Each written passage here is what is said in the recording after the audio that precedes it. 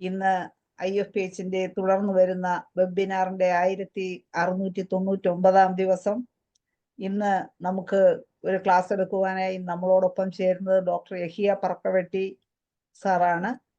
അദ്ദേഹത്തിന്റെ ഇന്നത്തെ ക്ലാസ് ശ്രവിക്കുന്നതിന് വേണ്ടി സൂം പ്ലാറ്റ്ഫോമിൽ എത്തിയിട്ടുള്ള എല്ലാ ബഹുമാന്യരായ ഡോക്ടേഴ്സിനെയും ഹോമിയോപ്പതി സ്നേഹികളെയും സ്റ്റുഡൻസിനെയും ഇന്നത്തെ പ്രോഗ്രാമിലേക്ക് സ്നേഹപൂർവ്വം സ്വാഗതം ചെയ്യുന്നു.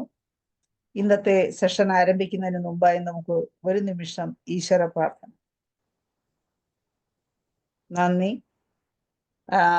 ഡോക്ടർ യഹിയ പറക്കവെട്ടി നമുക്ക് നേരത്തെയും ക്ലാസ്സുകൾ എടുത്തിട്ടുണ്ട്. അദ്ദേഹം കൊച്ചിയിൽ യഹിയാസ് വെൽനസ് ക്ലിനിക്ക് എന്ന സെന്റർ ക്ലിനിക്ക് നടത്തിക്കൊണ്ടിരിക്കുകയാണ്. അദ്ദേഹം ഇന്ന് നമുക്കായി ക്ലാസ് എടുക്കുന്ന വിഷയം അത്യാഹിത ഘട്ടങ്ങളിൽ രോഗികളെ മാത്രമല്ല വളർത്തു മൃഗങ്ങളെയും സസ്യങ്ങളെയും എങ്ങനെ സംരക്ഷിക്കാം എന്നുള്ളതാണ് ഇന്നത്തെ വിഷയം. നല്ല ഒരു ക്ലാസ് പ്രതീക്ഷിച്ചുകൊണ്ട് വളരെ സ്നേഹപൂർവ്വവും ആദരപൂർവ്വവും ഡോക്ടറെ ഇന്നത്തെ ക്ലാസ്സിലേക്ക് ക്ഷണിക്കുകയാണ്. ക്ലാസ് തുടങ്ങാം. ഹലോ, കേൾക്കാം, കേൾക്കാവോ, കാണാവോ? എല്ലാം ഓക്കെയാണ്. ഓക്കെ, നമസ്കാരം, എല്ലാവർക്കും നമസ്കാരം. ഓക്കെ, സ്ക്രീൻ ഷെയറിംഗ് ഓപ്ഷൻ ഒന്ന് അവൈലബിൾ ആക്കണം. അവൈലബിൾ ആണല്ലേ? ഓക്കെ. വേറെ ഇതിലാണോ? യഹിയ പറക്കവെട്ടി രണ്ടെണ്ണം ഉണ്ട്. യഹിയ പറക്കവെട്ടി വേറെണ്ണം കൂടി ഉണ്ടല്ലേ? ആ, ഒന്ന് നോക്കട്ടെ. ഇതിലാണ് ഹെഡിങ് കാണാമല്ലോ അല്ലേ? കാണാം. ഓക്കെ, നമസ്കാരം. IFPHന്റെ ഇന്നത്തെ പ്രോഗ്രാമിൽ എന്നെ ശ്രവിക്കാനിരിക്കുന്ന എല്ലാ മാന്യ വ്യക്തികൾക്കും ഡോക്ടർമാർക്കും ഹോമിയോപ്പതി സ്നേഹികൾക്കും നമസ്കാരം. ഇന്നത്തെ ഈ വിഷയം എമർജൻസി മെഡിസിൻസ് എന്നാണ് പേരിട്ടിരിക്കുന്നത്. അത്യാഹിത ഘട്ടങ്ങളിൽ രോഗികളെയും വളർത്തു മൃഗങ്ങളെയും അതുപോലെ ചെടികളെയും പ്ലാന്റ്സ് പെറ്റ്സ് ആൻഡ് പേഷ്യൻസ് എന്നാണ്. അപ്പോൾ അങ്ങനെ 3 രീതിയിലുള്ള മാനേജ്മെന്റും എൻ്റെ അറിവിൽ ഞാൻ പഠിച്ചതും കേട്ടതുമായി അല്ലെങ്കിൽ എൻ്റെ അനുഭവത്തിലുള്ള കുറച്ച് കാര്യങ്ങൾ ഇവിടെ ഉള്ളവരുമായിട്ട് ഷെയർ ചെയ്യുക എന്നുള്ളതാണ് ഞാൻ ഉദ്ദേശിക്കുന്നത്. കാരണം ഇപ്പോഴത്തെ ഒരു കാലഘട്ടത്തിൽ മനുഷ്യരെ മാത്രം നമ്മൾ കോൺസെൻട്രേറ്റ് ചെയ്ത് കഴിഞ്ഞാൽ ഹോമിയോപ്പതിയുടെ വളർച്ച ഭാഗികമായി മാത്രം നിലനിൽക്കും എന്ന് ഒരു തോന്നല് ഡോക്ടർമാരുടെ ഇടയിൽ വളരെ കൂടുതലായിട്ട് ഇപ്പം വന്നിട്ടുണ്ട്. കാരണം ഞാൻ ഏപ്രിൽ 10 ഒരു ആർട്ടിക്കിൾ കേരളകൗമുദിയിൽ എഴുതിയിരുന്നു, മണ്ണ് നന്നായാൽ മനുഷ്യൻ നന്നായി എന്ന് പറഞ്ഞിട്ട്. കാരണം നമ്മുടെ ഇടയിൽ നല്ല വായു ശ്വസിക്കാൻ പറ്റുക, അല്ലെങ്കിൽ നല്ല വെള്ളം കുടിക്കാൻ സാധിക്കുക, നല്ല ആഹാരം നല്ല ഭക്ഷണം കഴിക്കാൻ സാധിക്കുക, ഇത്രയും നേടിയിട്ടുണ്ടെങ്കിൽ എനിക്ക് തോന്നുന്നത് അല്ലെങ്കിൽ 80 അല്ലെങ്കിൽ 90% രോഗങ്ങൾക്കും അറുതി വരുമെന്നുള്ളതാണ്.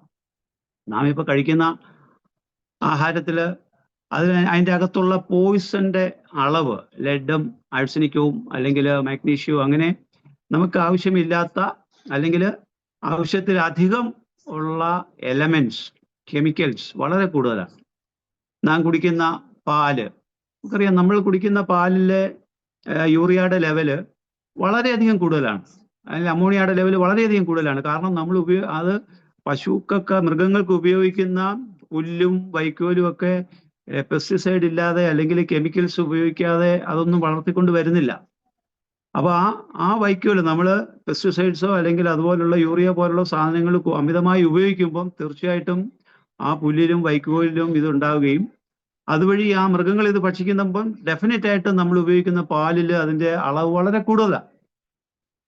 അപ്പൊ ഇവിടെ നമുക്ക് മണ്ണിനെ സംരക്ഷിക്കേണ്ടതായിട്ടുണ്ട്. മണ്ണിനെ സംരക്ഷിച്ചെങ്കിൽ മാത്രമേ നമുക്ക് മൃഗങ്ങളെ സംരക്ഷിക്കാൻ പറ്റുകയുള്ളൂ.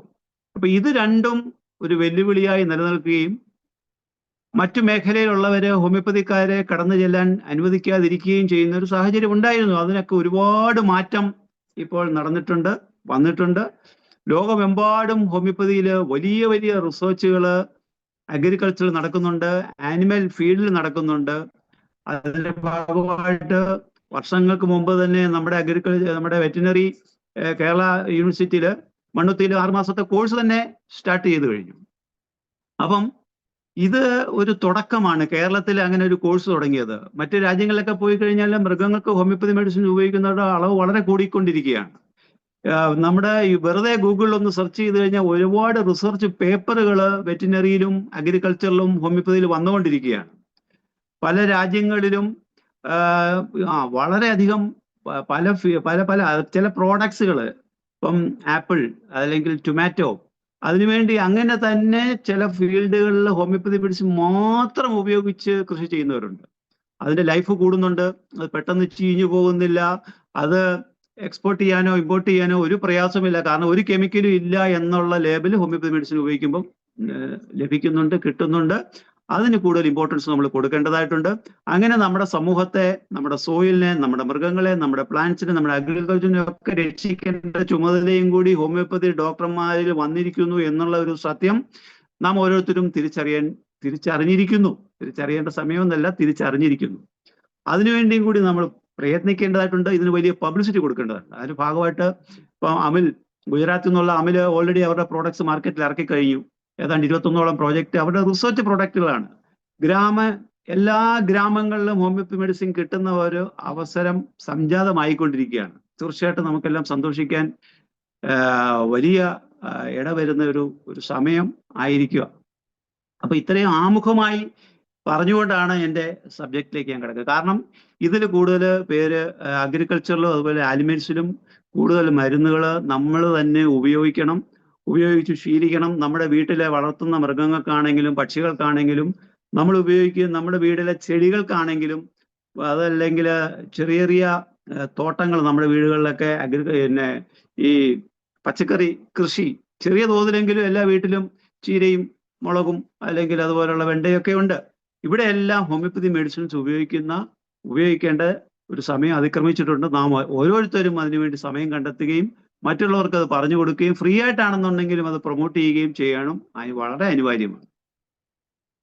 അപ്പം ഇവിടെ പ്ലാന്റ്സിൽ തുടങ്ങണോ, ആനിമൽസിൽ തുടങ്ങണോ, മനുഷ്യരിൽ തുടങ്ങണോ എന്നുള്ളതാണ്. ഇപ്പം ഇനി എനിക്കൊരു കൺഫ്യൂഷനാണ്. കാരണം അഗ്രികൾച്ചറിന് കൂടുതൽ ഇമ്പോർട്ടൻസ് കൊടുക്കേണ്ടി വരുന്ന സാഹചര്യം ഉള്ളതുകൊണ്ട് നമുക്ക് അഗ്രികൾച്ചറിൽ തന്നെ തുടങ്ങിയാലോ?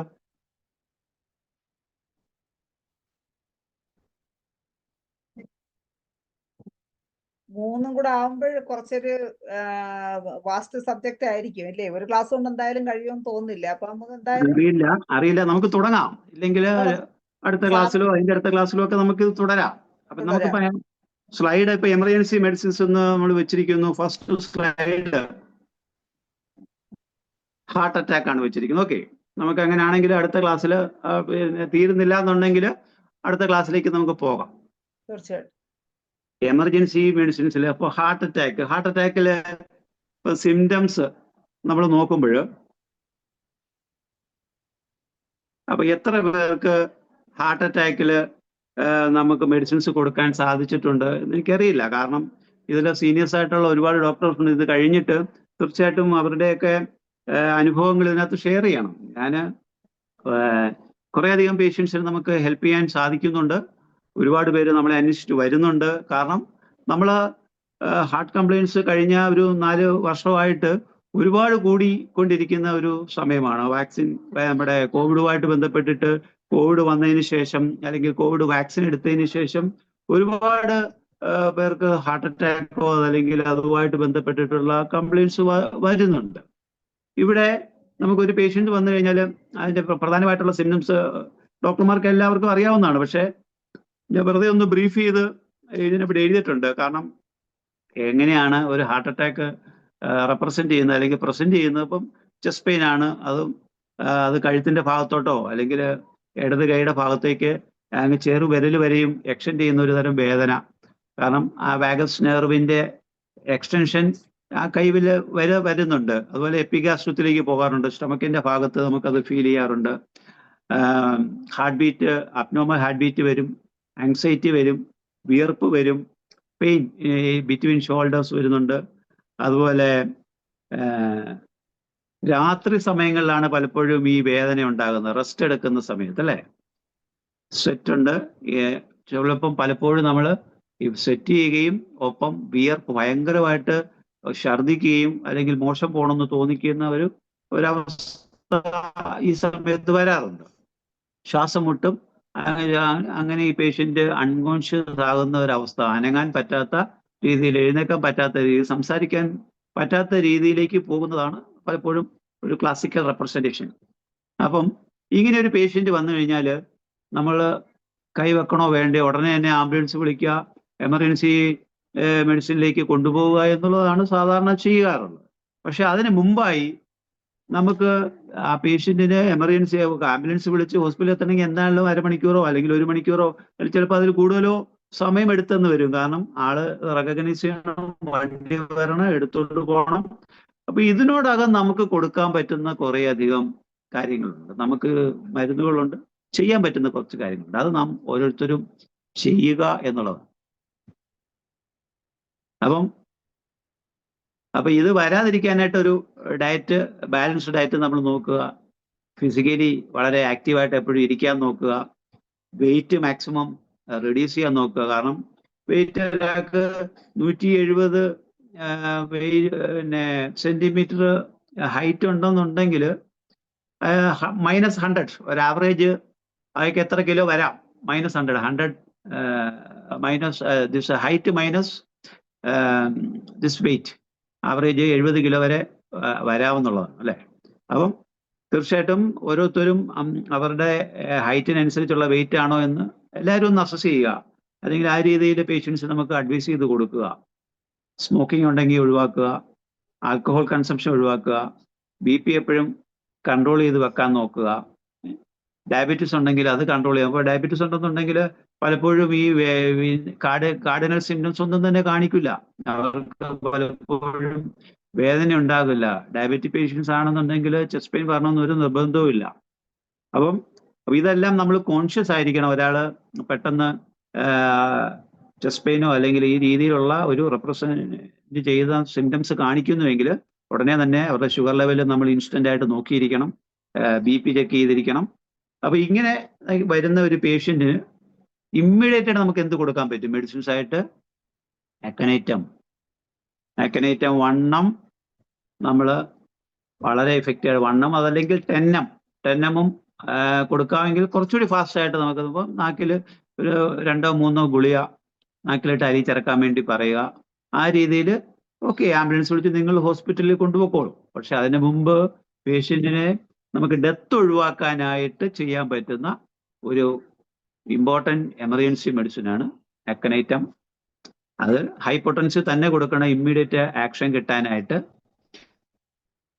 അതുപോലെ തന്നെ റെസ്റ്റോക്സ്, കാരണം ഭയങ്കരമായിട്ട് പാൽപിറ്റേഷൻ ഉണ്ട്, പ്രത്യേകിച്ചും അടങ്ങിയിരിക്കുമ്പോഴത്തേക്ക്. വെറുതെ ഇരിക്കുന്ന സമയത്ത് കൂടുതലാണെന്നുണ്ടെങ്കിൽ റെസ്റ്റോക്സ് ഹൈ പൊട്ടൻസി കൊടുക്കുന്നതിനെ കുറിച്ച് ചിന്തിക്കണം. പിന്നെ കാക്ടസ്, എല്ലാവർക്കും കാക്ടസിന്റെ ആ സിംറ്റത്തിന്റെ ഒരു പെക്യുലാരിറ്റി എല്ലാവർക്കും അറിയാം. ഒരു കൺസ്ട്രിക്റ്റിംഗ് പെയിൻ അല്ലേ, ഒരു വയസ്സിൽ വെച്ച് ഹാർട്ട് അല്ലെങ്കിൽ നമ്മുടെ ശരീരത്തെ വെച്ച് ഞെരിക്കിയത് പോലുള്ള ഒരു പെയിൻ ആണ് ഫീൽ ചെയ്യുന്നതെങ്കിൽ കാക്ടസ് നിങ്ങൾക്ക് ട്രൈ ചെയ്യാം. ലാക്ടോഡക്ടസ് ട്രൈ ചെയ്യാം. അത് പ്രിക്കോഡിയൽ പെയിൻ ആണ് ലാക്ടോഡക്ടസിനുള്ളത്. High BP, pituitary gland 1M, അത് ഇമ്പോർട്ടൻ്റ് ആയിട്ടുള്ള ഒരു മെഡിസിൻ ആണ് ഈ പിറ്റ്യൂട്ടറി ഗ്ലാൻഡ്. കാരണം നമ്മൾ സാധാരണ ഇൻഫെർട്ടിലിറ്റിയിലൊക്കെ സാധാരണ ഈ പിറ്റ്യൂട്ടറി ഗ്ലാൻഡ് ഉപയോഗിക്കാറുണ്ട് അല്ലേ, ഈ ക്രോണിക് നെഫ്രൈറ്റിസിൽ ഉപയോഗിക്കാറുണ്ട് പിറ്റ്യൂട്ടറി ഗ്ലാൻഡ്. ഈ മെഡിസിൻസ് ഒക്കെ നമ്മുടെ ഷെൽഫിൽ ഈ വക മരുന്നുകളൊക്കെ അല്പമെങ്കിലും ഇരിക്കണം. അവിടെയാണ് ഇതെല്ലാം വായിക്കുകയും കേൾക്കുകയും പറയുകയും ചെയ്യുമ്പം നമ്മളെല്ലാം ഇത് കേട്ടുപോകുന്നതല്ലാതെ പലപ്പോഴും ഇതൊന്നും സ്റ്റോക്ക് ചെയ്യാൻ നമ്മൾ മെനക്കെടാറില്ല. ഒരു ലൈഫ് ടൈമിൽ ഒരു 40 വർഷത്തെ പ്രാക്ടീസ് അല്ലെങ്കിൽ 50 വർഷത്തെ പ്രാക്ടീസിന്റെ ഇടയിൽ പിറ്റ്യൂട്ടറി ഗ്ലാൻഡ് വാങ്ങി വെച്ച് ചിലപ്പോൾ നിങ്ങൾക്ക് ഒരു പേഷ്യന്റിനായിരിക്കും കൊടുക്കാൻ സാധിച്ചിരിക്കുന്നത്. പക്ഷെ ആ പേഷ്യന്റ് ലൈഫ് നിങ്ങൾ സേവ് ചെയ്തു എന്നുള്ളതാണ്. നിങ്ങൾക്ക് മുടക്ക് 25-50 രൂപയാണ്. അപ്പൊ ഈ മരുന്ന് ഉണ്ടെങ്കിൽ മാത്രമേ നമുക്ക് കൊടുക്കാൻ പറ്റൂ. അക്കണൈറ്റ് 10M നിങ്ങളുടെ ഷെൽഫിൽ ഇല്ലെങ്കിൽ എങ്ങനെ നിങ്ങൾക്ക് ആ പേഷ്യന്റ് സേവ് ചെയ്യാൻ പറ്റും?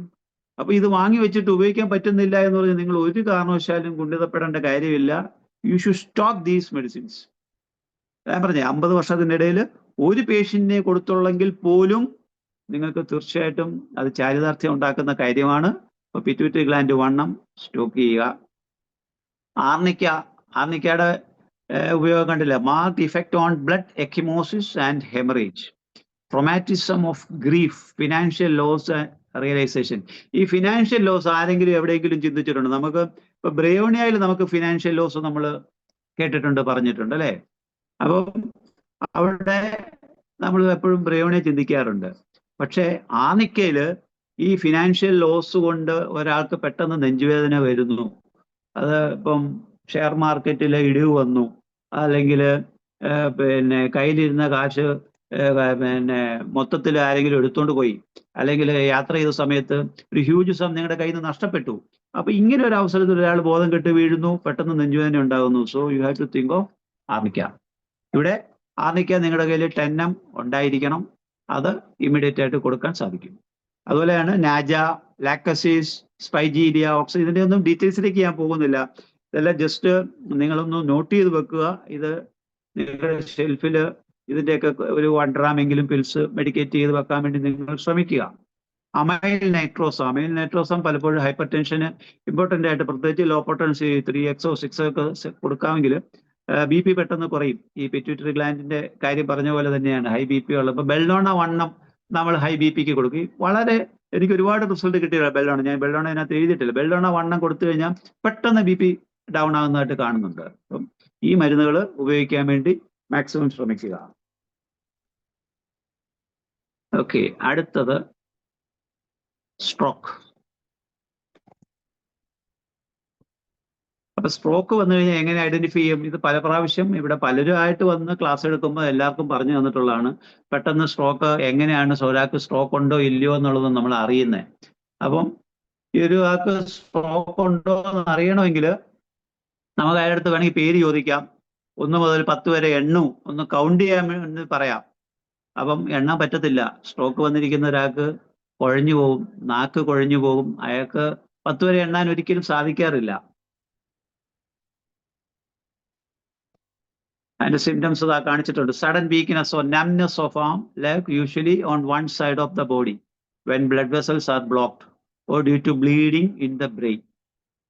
സഡൻ വിഷൻ പ്രോബ്ലംസ്, പെട്ടെന്ന് കണ്ണിൽ ഇരുട്ട് കയറിയ പോലെ തോന്നുന്നു എന്ന് പറയാം ആൾക്കാർ. Blurred vision, dimness or loss of vision. Sudden difficulty in speaking, aphasia, അതാ ഞാൻ പറഞ്ഞത്, അയാൾക്ക് സംസാരിക്കാൻ പറ്റില്ല. Sudden confusion, loss of memory, കാരണം കൗണ്ട് ചെയ്യാൻ പറ്റില്ല. 1 മുതൽ 10 വരെ എണ്ണാൻ പറ്റില്ല. പേര് പറയാൻ അയാൾക്ക് അറിയത്തില്ല, പേര് പറയൂല. Dizziness, severe headache, difficulty in walking, seizure, nausea. അപ്പം അത് ചില ഘട്ടങ്ങളിൽ മാത്രമേ സീഷേഴ്സ് ഉണ്ടാകത്തുള്ളൂ. സീഷേഴ്സ് എപ്പോഴും ഉണ്ടാകണമെന്നില്ല. വൊമിറ്റ് ചെയ്യും, നോസിയ ഉണ്ടാവും. ഓക്കെ, അപ്പം അവർക്ക് കൈ ഒന്ന് പൊക്കാൻ വേണ്ടി പറയാം. കൈ പൊക്കാൻ പറഞ്ഞു കഴിഞ്ഞാൽ കൈ അവർക്ക് പൊക്കാൻ പറ്റില്ല. കാരണം അതാണ് സ്ട്രോക്കിന്റെ ഒരു സിംറ്റം അല്ലെങ്കിൽ സൈൻ. മാനേജ്മെന്റ്, ബോത്രോപ്സ് 0/1 50 മില്ലിസിമൽ ഉപയോഗിക്കാൻ വേണ്ടി ശീലിക്കണം. ബോത്രോപ്സ് ഇല്ലാത്തൊരു ബോത്രോപ്സ് കരുതി വെക്കണം. കാരണം അത് 0/1 0/2 അല്ലെങ്കിൽ ഒരു 4-5 പൊട്ടൻസി എങ്കിലും സ്റ്റോക്ക് ചെയ്യണം. അതിൻ്റെ തന്നെ ഹൈ പൊട്ടൻസിയും നമുക്ക് ഉപയോഗിക്കാം. ഹൈ പൊട്ടൻസി ഉപയോഗിക്കാമെങ്കിലും നിങ്ങൾക്ക് അതിന് റിസൾട്ട് കിട്ടുന്നതാണ്. പ്രത്യേകിച്ചും ത്രോംബോസിസ്, ക്ലോട്ട് റിലീസ് ചെയ്യാനായിട്ട്, ക്ലോട്ട് ഡിസോൾവ് ചെയ്യാനായിട്ട് ബോത്രോപ്സ് പലപ്പോഴും ഹെൽപ്പ് ചെയ്യുന്നുണ്ട്. ഹെമിപ്ലീജിയ, റൈറ്റ് സൈഡഡ് ഹെമിപ്ലീജിയ, അപ്പം അതിനും ബോത്രോപ്സ് ഒരു മെഡിസിൻ ആണ്. Right side is very important. ഇപ്പോൾ നമ്മൾ ബോത്രോപ്സ് ഉപയോഗിക്കുമ്പം റൈറ്റ് സൈഡ് ആണെങ്കിൽ പലപ്പോഴും ബോത്രോപ്സിലേക്കാണ് ഇൻഡിക്കേഷൻ ചെല്ലുന്നത്. കൽക്കേരിയ ആഴ്സ്, കൽക്കേരിയ കാർബിന്റെ കോൺസ്റ്റിറ്റ്യൂഷൻ നിങ്ങൾക്കറിയാം. ആ വണ്ണമുള്ള ഒരാളിൽ, പ്രത്യേകിച്ച് ലേഡീസിലാണ് ഈ കൽക്കേരിയ ആഴ്സ് ഇമ്പോർട്ടൻ്റ് ആയിട്ട് ഇൻഡിക്കേറ്റർ ആയിട്ട് കാണുന്നത്. കൽക്കേരിയ ആഴ്സ് ലേഡീസിൽ പ്രത്യേകിച്ചും സ്ട്രോക്ക് വരുവാണെങ്കിൽ calcarea ars can be used. അതും ക്ലോട്ട് അബ്സോർവ് ചെയ്ത് പോകുന്ന ഒരു മെഡിസിനാണ്. അമൈൽ നൈട്രോസം 3x, അപ്പോൾ ഓൾറെഡി നമ്മൾ BP-ക്ക് ഉപയോഗിക്കുമെന്ന് പറഞ്ഞു. Palpitation, suffocative cough, hypertension, this indication of amyl nitrosum. Crotalus വീണ്ടും ഒരു സ്നേക്ക് പോയിസൺ വരുന്നുണ്ട്, ക്രോട്ടാലസ് ഹെമറേജ് വിത്തൗട്ട് ക്ലോട്ട് ഇല്ല, അതും റൈറ്റ് സൈഡ് ആണ്. ബോത്രോപ്സ് പോലെ തന്നെ റൈറ്റ് സൈഡ് ആണ്. സോറി. ലാക്കസിസ് നാജ, ഈ സ്നേക്ക് വെനംസ് എല്ലാം തന്നെ ഈ സ്ട്രോക്കിന് ഉപയോഗിക്കാൻ പറ്റുന്ന മരുന്നുകളാണ്. പാരാലിസിസ്, ഹെമിപ്ലീജിയ, ഹൈപ്പർ ടെൻഷൻ, ഇതിനെല്ലാം ഉപയോഗിക്കാം. സോ ഇങ്ങനെയുള്ള emergency medicines you should stock. Next is seizures. ഇതും ഒരു എമർജൻസി സിറ്റുവേഷൻ ആണ് അല്ലേ. നമുക്ക് പലപ്പോഴും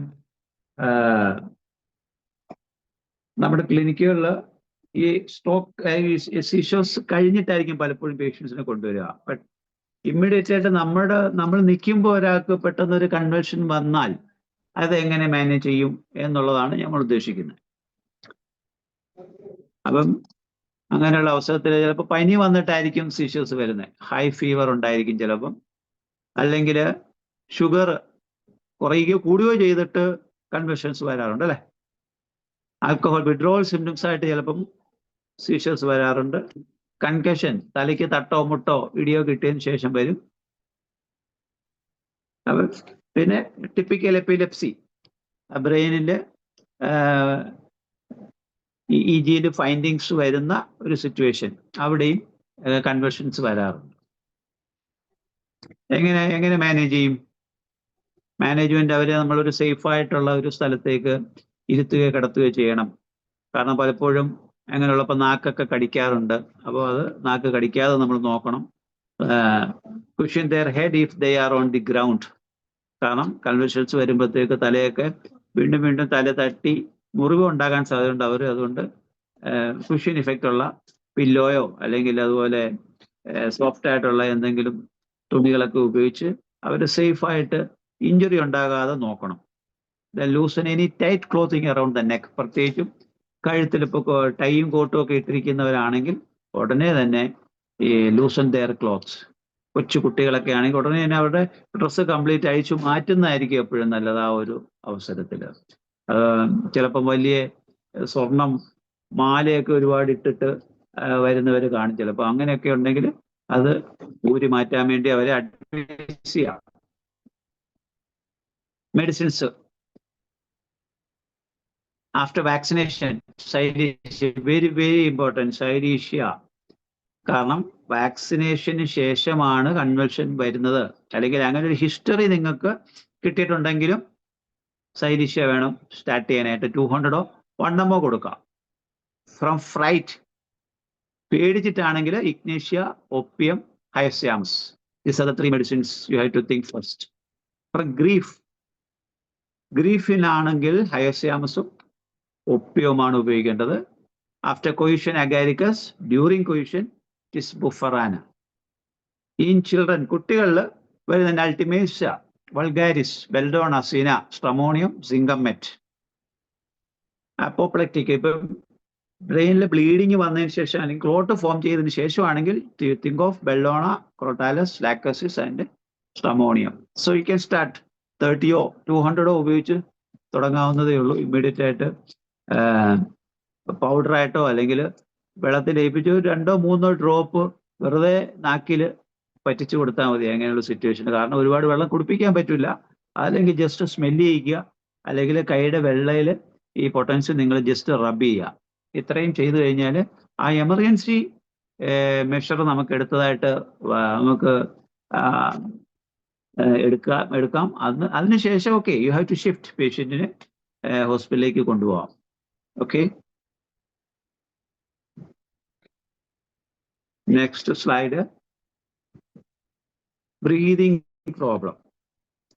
ഇപ്പൊ ശ്വാസം മുട്ട് പലപ്പോഴും എമർജൻസി സിറ്റുവേഷനായിട്ട് ഒരുപാട് ശ്വാസതടസ്സം ഉള്ളവർ, ആസ്മ, സ്റ്റാറ്റസ് ആസ്മാറ്റിക്കസ് എന്നൊക്കെ പറയുന്ന കണ്ടീഷൻ ഉള്ള ഒരു അവസരത്തിൽ നമുക്ക് എങ്ങനെ ആ പേഷ്യനെ മാനേജ് ചെയ്യാൻ പറ്റും? സോ ശ്വാസം മുട്ടുണ്ടാകുന്നതിൻ്റെ കാരണങ്ങൾ എപ്പോഴും അലർജി തന്നെ ആകണമെന്നില്ല.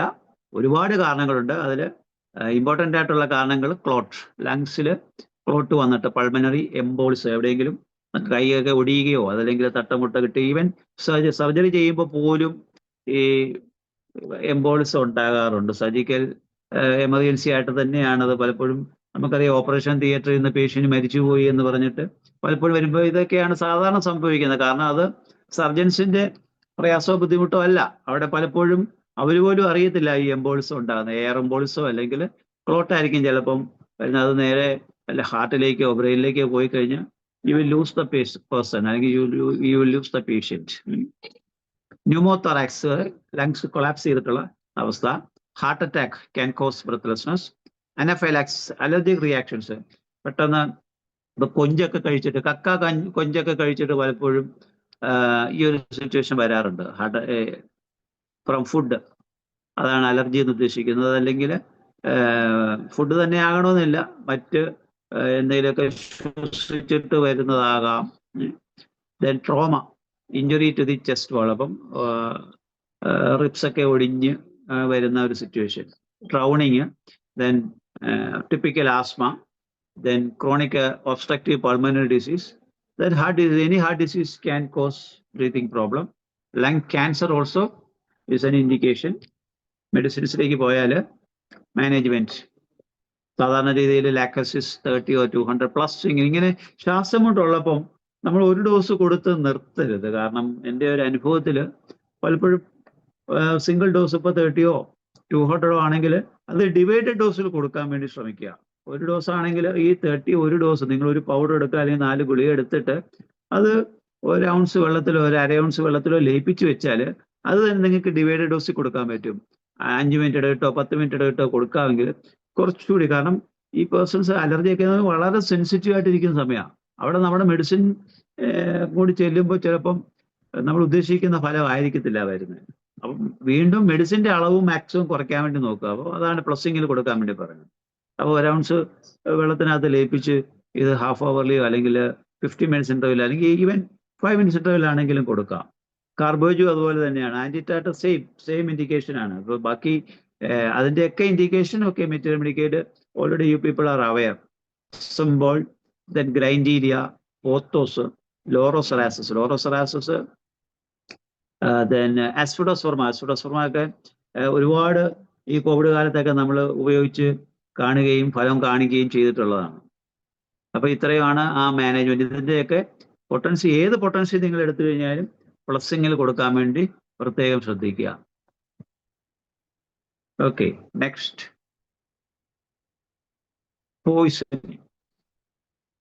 പോയിസണിങ്ങിന് നമുക്ക് എന്തെങ്കിലും സാധ്യതയുണ്ടോ എന്നുള്ളതാണ്.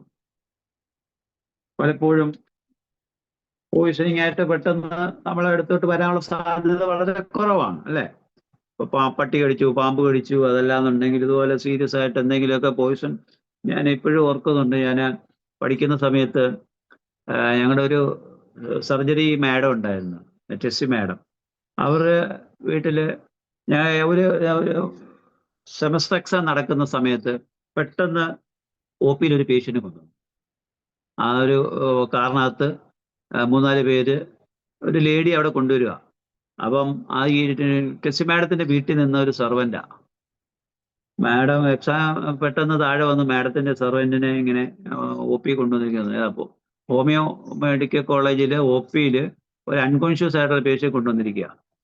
പെട്ടെന്ന് മാഡം വന്ന് താഴെ വന്ന് നോക്കിയപ്പോഴത്തേക്ക് ഇവര് അവിടെ വീട്ടിൽ റോസയ്ക്ക് തളിക്കാൻ വെച്ചിരുന്ന മരുന്നെടുത്ത് കുടിച്ചിരിക്കുക.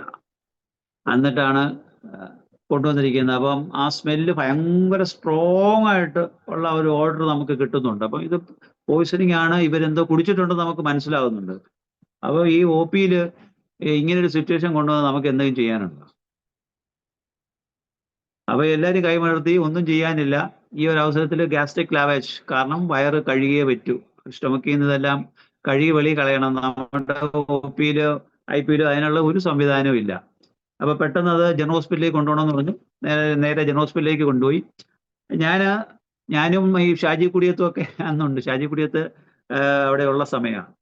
ഞങ്ങൾ രണ്ടുപേരും ആ പേഷ്യന്റിനെ അനുഗമിച്ച് ജനറൽ ഹോസ്പിറ്റലിൽ കൊണ്ടുപോയി. ജനറൽ ഹോസ്പിറ്റലിൽ പോയി അവര് കാഷ്വാലിറ്റിയിലോട്ട് കൊണ്ടുവന്നു. അപ്പോൾ പോയിസണിങ് ആണെന്ന് അറിഞ്ഞപ്പോഴത്തേക്ക് അവിടുത്തെ അറ്റൻഡേഴ്സും ഒക്കെ പറഞ്ഞ് ഇവിടെ നേരെ ഇത് വയറ് കഴുകണം, അപ്പോൾ നേരെ ബാത്റൂമിലോട്ട് കൊണ്ടുപോകാനാണ് പറയുന്നത്. ബാത്റൂമിലോട്ടാണ് ഈ എമർജൻസിയിൽ പേഷ്യന്റിനെ കൊണ്ടുപോകാൻ പറയുക. അപ്പോൾ നമ്മൾ സ്ട്രെച്ചർ എടുത്തുകൊണ്ട് വന്ന് സ്ട്രെച്ചറിനകത്ത് നേരെ അവർ ടോയ്ലറ്റ് കാണിച്ചു തന്ന് അതിലൊരു കൊണ്ടുവന്നു. അപ്പോൾ അവിടുത്തെ നഴ്സുമാർ എന്താ ചെയ്യുന്നത് വെച്ച് കഴിഞ്ഞാൽ ഒരു വലിയ ഓസ് എടുത്ത് വായിലോട്ട് കണക്ട് ചെയ്തിട്ട് വെള്ളം അങ്ങോട്ട് പൈപ്പ് തുറന്നു വിട്ടിട്ട് കുടിയടി കുടിയടി കുടിയടി എന്ന് പറഞ്ഞ് നിൽക്കുകയാണ്. നോക്കണേ, അൺകോൺഷ്യസ് ആയിട്ട് കിടക്കുന്ന പേഷ്യൻ്റ് ആണ്. വായെല്ലാം പല്ലെല്ലാം കടിച്ച് അവർ അൺകോൺഷ്യസ് കിടക്കുക. അഹങ്കാരി, വായും തുറക്കൂലേ. എന്നിട്ട് ഇവർ അവിടെ നിന്ന് പള്ളു പറയുകയാണ് ഈ പേഷ്യൻറ്റിനെ. അപ്പൊ ഞങ്ങൾക്ക് ചിരിയാ വരുന്നത്. നമ്മളത് സ്റ്റുഡൻസ് ആണ്, സെക്കൻഡ് ഇയർ തേർഡ് ഇയർ ഒക്കെ പഠിക്കും. ഇങ്ങനെയാണോ എമർജൻസി മാനേജ്മെന്റ് നമ്മൾ ചിന്തിക്കുക. എനിവേ ആ പേഷ്യന്റ് മരിച്ചുപോയി, അതാണ് സത്യം. കാരണം ഇവരുടെ എമർജൻസി മാനേജ്മെന്റ് ഇത്രയൊക്കെ ഉള്ളൂ എന്ന് നമ്മൾ കണ്ട ഒരു സമയമാണ്. അപ്പം എന്നിട്ട് ഗ്യാസ്ട്രിക് ലാവേഷന് അങ്ങനെ ഒരു സിറ്റുവേഷനിൽ യഥാർത്ഥ നല്ല സെന്റേഴ്സിൽ കൊണ്ടുപോകുന്നില്ല എന്നുണ്ടെങ്കിൽ U will lose the patient. അതാണ് സത്യം. അപ്പൊ ഇവിടെ നമുക്ക് എന്തെങ്കിലും ചെയ്യാൻ പറ്റുമോ എന്ന് ചോദിച്ചു കഴിഞ്ഞാൽ തീർച്ചയായിട്ടും ഇങ്ങനൊരു സിറ്റുവേഷനിൽ എമർജൻസി മാനേജ്മെന്റ് ഗ്യാസ്ട്രിക് ലാവേജ് തന്നെ വേണം. അതിന് ശേഷമോ അല്ലെങ്കിൽ അത്രയും സീരിയസ് അല്ല, സിവിയർ അല്ലാത്ത കേസുകളിൽ നമുക്ക് ചിലപ്പോൾ ആണെങ്കിൽ എന്തെങ്കിലും ചെയ്യാൻ പറ്റിയേക്കും. അവിടെ ബൈറ്റ്സ്, ഇപ്പൊ സ്നേക്ക് ബൈറ്റ് പറയുന്നുണ്ട്. സെഡ്രോൺ, കാരണം നമ്മുടെ ഇടയിലുള്ള കുറച്ച് ഡോക്ടേഴ്സൊക്കെ ഇപ്പോൾ ആന്ധ്രയിലും അല്ലെങ്കിൽ കർണാടകയിലും ഒക്കെ വിഷചികിത്സ ചെയ്തിട്ടുള്ള കുറേ ഡോക്ടേഴ്സ് നമ്മുടെ ഇപ്പോൾ മനു വർഗീസ്, നമ്മുടെ ഒരു മെഡിക്കൽ ഓഫീസർ ആയിട്ടിരിക്കുന്ന മനു വർഗീസ്, അതുപോലെ എബ്രഹാം വൈദ്യൻ, ഡോക്ടർ എബ്രഹാം വൈദ്യൻ, ഇവരൊക്കെ ഇതുപോലുള്ള സെന്റേഴ്സിലൊക്കെ വർക്ക് ചെയ്തിട്ടുള്ളവർ. അവരുടെയൊക്കെ അനുഭവങ്ങൾ വന്ന് പറയാറുണ്ട്. കാരണം അവിടെയൊക്കെ 80-100 കിലോമീറ്റർ പോയാലായിരിക്കും ഒരു ആശുപത്രി ഉള്ളത്. അപ്പോൾ അവിടെയൊക്കെ ചെറിയ ചെറിയ ഇതുപോലുള്ള ഹോമിയോ സെന്റേഴ്സിൽ ഇതുപോലുള്ള പേഷ്യൻസിനെ കൊണ്ടുവരാറുണ്ടെന്ന് പറഞ്ഞ് അവരൊക്കെ മാനേജ് ചെയ്ത ചരിത്രം പറഞ്ഞിട്ടുണ്ട്. So cedron, antidote, snake bite and stings of insects. Echinacea നമ്മുടെ വീടുകളിലൊക്കെ എപ്പോഴും കാണുന്ന ledum pal tincture, urticaria tincture, echinacea tincture ഒക്കെ എല്ലാ വീടുകളിലും ഉണ്ടാകണം. കാരണം എപ്പോഴാണ് നമുക്ക് ഇതുപോലുള്ള ഒരു സിറ്റുവേഷൻ മാനേജ് ചെയ്യേണ്ടി വരും നമുക്കറിയില്ല.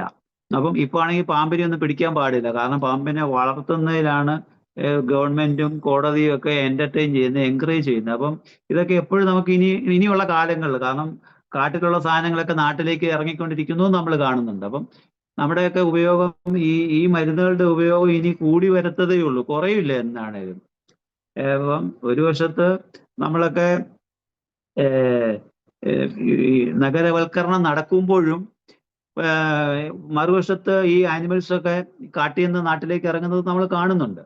അപ്പം പ്രത്യേകിച്ച് ഇതിനൊക്കെ നിയമം കൊണ്ട് ഇതിനെയൊന്നും കൊല്ലാൻ പാടില്ല എന്നും കൂടി വരുത്തി വെച്ചിരിക്കുക. പട്ടി ഒക്കെ കടിച്ചു കഴിഞ്ഞാൽ ഇതുപോലുള്ള മരുന്നുകൾ ഉണ്ടെങ്കിൽ നമുക്ക് ആ പേഷ്യൻസിനെയൊക്കെ രക്ഷപ്പെടുത്താൻ പറ്റും. സോ സെഡ്രോൺ കരുതി വെക്കുക, എക്കിനേഷ്യ കരുതി വെക്കുക, അമോണിയം കോസ്റ്റിക്കം, അത് ഈ സിങ്കോപ്പ് അല്ലെങ്കിൽ ത്രോംബോസിസ്, ഹെമറേജ്, ക്ലോറോഫോം നാർക്കോസിസ്, ക്ലോറോഫോം എടുത്ത് മണപ്പിച്ചു കഴിഞ്ഞാൽ പലപ്പോഴും ഈ അമോണിയം കോസ്റ്റിക്കം ഉണ്ടെങ്കിൽ ആ പേഷ്യൻ നമുക്ക് രക്ഷപ്പെടുത്താൻ പറ്റും. അതുപോലെ acaranthus, bad effects of snake and dog bites, acaranthus. Urtica urens നമ്മൾക്ക് വളരെ കോമൺ മെഡിസിൻ ആണ്. ഏർട്ടിക്ക യൂറിൻസ് സ്നേക്ക് ബൈറ്റിന് അത് 15 തുള്ളി അല്ലെങ്കിൽ 20 തുള്ളി എങ്ങനെയെങ്കിലും പേഷ്യനെ കുടിപ്പിക്കാൻ നോക്കുക, അതാണ് ചെയ്യേണ്ടത്. അല്ലെങ്കിൽ കുടിപ്പിക്കാൻ അൺകോൺഷ്യസ് ആണെന്നുണ്ടെങ്കിൽ ജസ്റ്റ് അത് മണപ്പിക്കാൻ വേണ്ടി ശ്രമിക്കുക. എപ്പിസ് വളരെ ഇമ്പോർട്ടൻ്റ്. നമുക്കൊക്കെ അറിയാം, നമ്മൾ കടന്നൽ കുത്തി വന്നു, അല്ലെങ്കിൽ ഈച്ച കുത്തി വന്നു, അല്ലെങ്കിൽ തേള് കുത്തി വന്നു, ഇതൊക്കെ നമ്മൾ സാധാരണ കേൾക്കുകയും കാണുകയും ചെയ്യുന്നതാണ്. നമ്മുടെയൊക്കെ നാട്ടുപ്രദേശത്ത് ഒരുപാട് ഇതുപോലുള്ള സിറ്റുവേഷൻ, തേനീച്ച കുത്തി വന്നു കഴിഞ്ഞാൽ എപ്പിസ് കൊടുത്ത് നമ്മൾ ഒരുപാട് കേസൊക്കെ മാനേജ് ചെയ്തിട്ടുള്ളതാണ്. ഹൈപ്പരിക്കം, ലാക്കസിസ്, ലാപ്സ്, വൈപ്പറ, ക്രോട്ടാലസ്, നാജ, യൂഫോർബി. അതിന്റെ കൂട്ടത്തിൽ ലഡംപാലും കൂടി ഇൻക്ലൂഡ് ചെയ്യണം. ലഡംപാൽ അതിനകത്ത് എഴുതിയിട്ടില്ല. Ledum pal is also very important. Grindelia also you can use for poisoning. അപ്പോൾ ഈ മരുന്നുകൾ സ്റ്റോക്ക് ചെയ്യേണ്ട ആവശ്യകതയാണ് ഇതിനകത്ത്. ഈ ഒരു ക്ലാസ് കൊണ്ട് ഞാൻ ഉദ്ദേശിക്കുന്നത് ഈ മരുന്നുകളൊക്കെ നമ്മുടെ സ്റ്റോക്കിൽ ഉണ്ടായിരിക്കണം എന്നുള്ള ഒരു ചിന്ത നിങ്ങളിൽ ഉണ്ടാക്കുക. കാരണം ഞാൻ പറഞ്ഞു, ലൈഫ് ടൈമിൽ ഒരു പേഷ്യന്റിനെ സേവ് ചെയ്ത് കഴിഞ്ഞാൽ ഇറ്റ് ഈസ് ഫോർ എവർ. നിങ്ങളുടെ BHMS അല്ലെങ്കിൽ നിങ്ങളുടെ DHMS അല്ലെങ്കിൽ PG, what ever it may be, അതിൽ നിങ്ങൾ കൃതാർത്ഥരാകാൻ പറ്റും എന്നുള്ളതാണ്. Next is. എന്താണ് ഇൻഫെക്ഷൻ?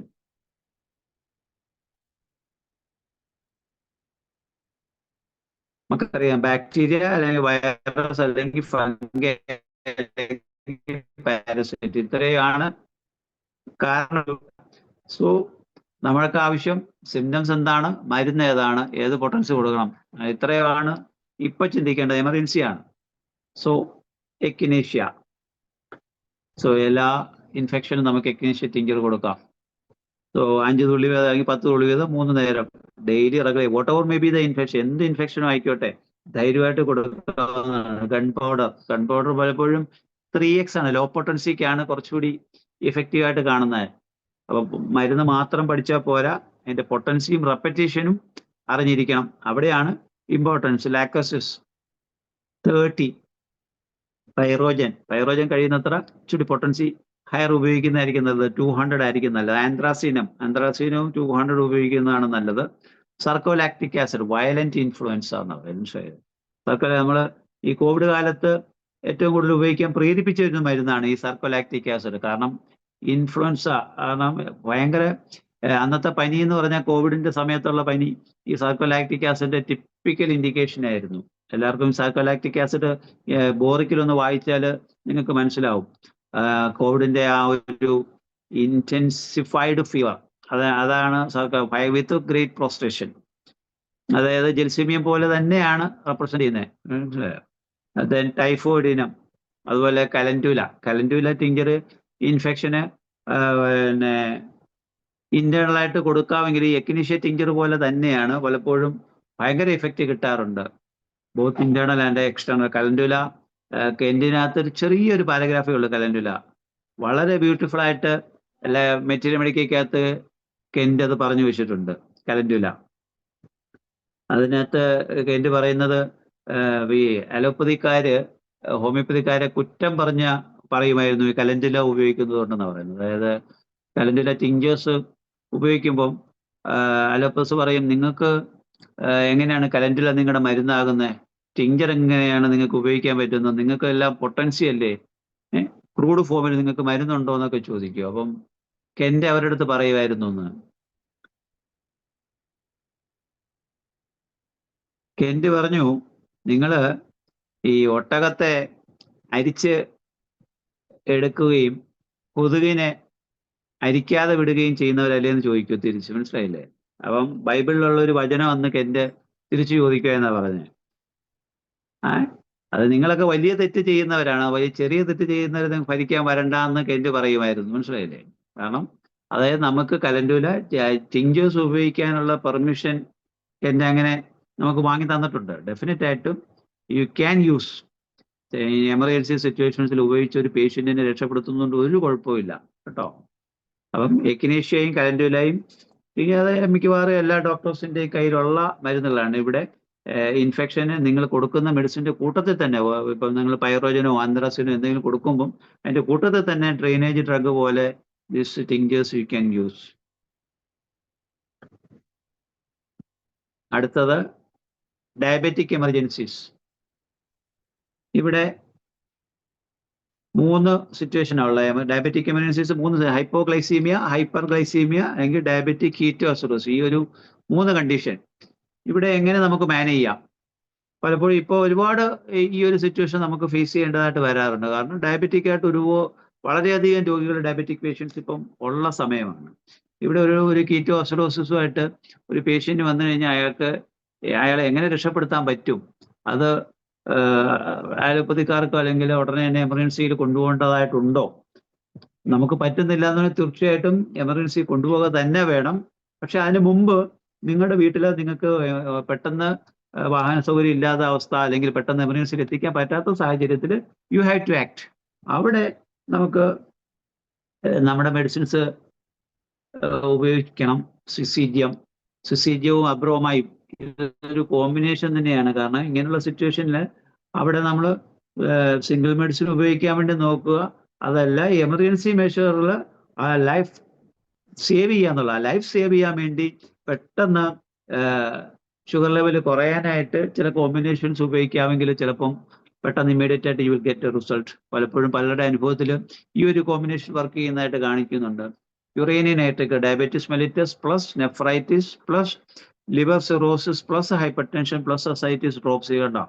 ഇത്രയറ്റിന്റെ ഒരു കോമ്പിനേഷൻ, അതായത് മൾട്ടിപ്പിൾ ഡയഗ്നോസിസ് ഉള്ള കേസ് ആയിരിക്കും അത്. ലൈഫ് ത്രെറ്റനിങ് ആയിട്ടുള്ള ഒരു സിറ്റുവേഷൻ ആണ് ഡയബറ്റീസ് വന്നിട്ട് കോംപ്ലിക്കേഷൻ വന്നു കഴിയുമ്പം ഈ പറയുന്ന BP വരും, അസൈറ്റിസ് വരും, കാലിലും ദേഹം മുഴുവൻ നീര് വരും, സിറോസിസ്, ഇതെല്ലാം കൂടി ചേർന്ന് വരുന്ന റീനൈനേറ്റക്കം എസ്പെഷ്യലി ലോ പൊട്ടൻഷ്യൽ 3Xോ 6ഓ നിങ്ങൾ ഉപയോഗിക്കേണ്ടതായിട്ട് വരും. അവിടെ നമുക്ക് ആ പേഷ്യന്റ് സേവ് ചെയ്യാൻ പറ്റും. അത് കഴിഞ്ഞതിന് ശേഷം നിങ്ങൾ ഈ കോൺസ്റ്റിറ്റ്യൂഷൻ മെഡിസിനിലേക്ക് നിങ്ങൾക്ക് പോകാം. അതുപോലെയാണ് ജിംനയും നമ്മൾ കോമൺ ആയിട്ട് ഡയബറ്റീസിന് ഉപയോഗിക്കുന്നതാണ്. അതിലും ഈ ഒരു കോമ്പിനേഷന് എപ്പോഴും diabetes plus carbuncle plus weakness, ഈ ഒരു കോമ്പിനേഷൻ ഉണ്ടെന്നുണ്ടെങ്കിൽ ജിംനിമൈസ് മോർ ഇൻഡിക്കേറ്റഡ് അല്ലെങ്കിൽ മോസ്റ്റ്ലി ഇൻഡിക്കേറ്റഡ്. സഫലാൻഡ്ര ബേണിംഗ്, സിസിജത്തിനും ഈ ബേണിംഗ് ഉണ്ട്, സഫലാൻഡ്രയിൽ ബേണിംഗ് ഉണ്ട്. അപ്പം burning sensation along with the diabetes, so Safilanda is mostly indicated. Acetic acid to rejuvenate debilitated diabetic patients. അവിടെയാണ് acetic acid indication കാണിക്കുന്നത്. ഓക്കെ,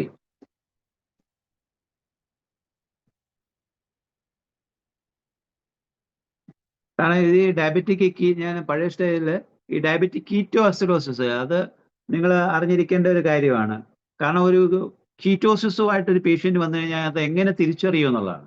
ആ ഒരു ഡയബറ്റിക് കീറ്റോസിസ് ഒരു പേഷ്യന്റ് അടുത്ത് വന്ന് അയാൾ സംസാരിക്കാൻ തുടങ്ങുമ്പം നമ്മുടെ ഈ നെയിൽ പോളിഷിന്റെ ഒരു സ്മെല്ലുണ്ടല്ലോ, എല്ലാവർക്കും നെയിൽ പോളിഷ് റിമൂവറിന്റെ ഒരു സ്മെല്ല് എത്ര പേര് സെൻസിറ്റീവ് ഉണ്ടെന്ന് എനിക്ക് അറിയത്തില്ല. അപ്പം ആ ഒരു സ്മെല്ലായിരിക്കും ഈ കീറ്റോ അസിഡോസിസ് ഉള്ള പേഷ്യന്റ് വന്നു കഴിഞ്ഞാൽ നെയിൽ പോളിഷിന്റെയോ അല്ലെങ്കിൽ നെയിൽ പോളിഷ് റിമൂവറിന്റെയോ ആ ഒരു സ്മെല്ല്. അപ്പൊ അങ്ങനെ ഒരു പേഷ്യന്റ് അടുത്ത് വന്ന് നിങ്ങളുടെ അടുത്ത് സംസാരിക്കുന്നു, മരുന്ന് വേണമെന്ന് പറഞ്ഞാൽ നിങ്ങൾ മനസ്സിലാക്കണം patient is having diabetic keto acidosis. അപ്പം ഭയങ്കര ദാഹം ഉണ്ടായിരിക്കും, അതുപോലെ തന്നെ ഫ്രീക്വന്റ് യൂറിനേഷൻ, ഡയബറ്റീസിന്റെ ടിപ്പിക്കൽ സിംറ്റംസ് എല്ലാം ഉണ്ട്. ഡയറിയ ഉണ്ടായിരിക്കും, ഭയങ്കരമായിട്ട് സ്ലീപ്പി ആയിരിക്കും ആ പേഷ്യന്റ്, ഭയങ്കര ടയേർഡ് ആയിരിക്കും, അതുപോലെ തന്നെ ബ്ലേഡ് വിഷൻ ഉണ്ടായിരിക്കും. ഇത്രയും ആയിരിക്കും ഈ കീറ്റോ അസിഡോസിസ് ഉള്ള കേസുകളിൽ നമ്മൾ മാനിഫെസ്റ്റ് ചെയ്യുന്ന സൈൻസ് ആൻഡ് സിംറ്റംസ്. അപ്പൊ തേഴ്സ്റ്റി ആയിരിക്കും, യൂറിനേഷൻ ഉണ്ടായിരിക്കും, ഡയറിയ ഉണ്ടായിരിക്കും, ടയേർഡ് ആയിരിക്കും, സ്ലീപ്പി ആയിരിക്കും, blood vision plus this particular smell of nail polish remover. Okay,